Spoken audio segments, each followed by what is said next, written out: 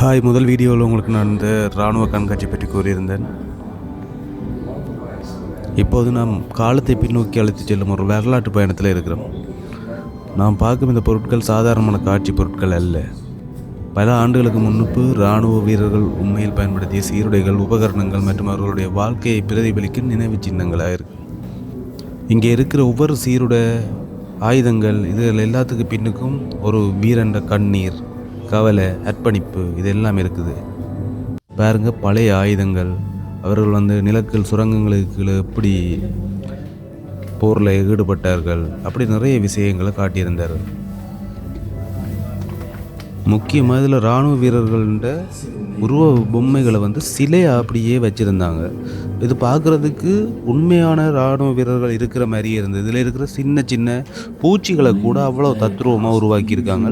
இது ஒரு படமோ ஆட்டோ இல்லை, இது ஒரு சிலை. பெரிய அளவிலான இப்படி சிலைகளையும் அமைச்சிருக்கிறார்கள்.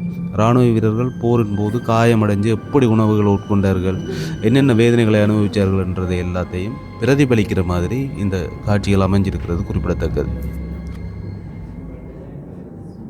நிச்சயமாக நான் இங்கே பார்த்த வரைக்கும் இங்கே இருக்கிற விஷயங்கள் போருண்ட பெருமையை எப்பயுமே கூறுறதா அமைய இல்லை.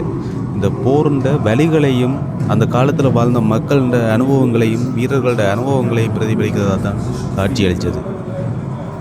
ஒரு உண்மையான மனிதன் மாதிரியே இதை வடிவமைச்சிருந்தாங்க. இந்த சிலைகளை, இந்த மசில்ஸ், நரம்புகள், தோலமைப்பு எல்லாமே சரியாக அப்படியே தத்ரூபமாக செஞ்சிருந்தார்கள்.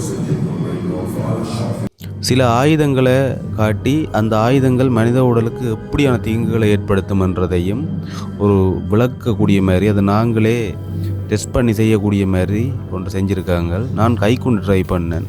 ஒரு கைக்குண்டு பாருங்க, அந்த விழுகுது.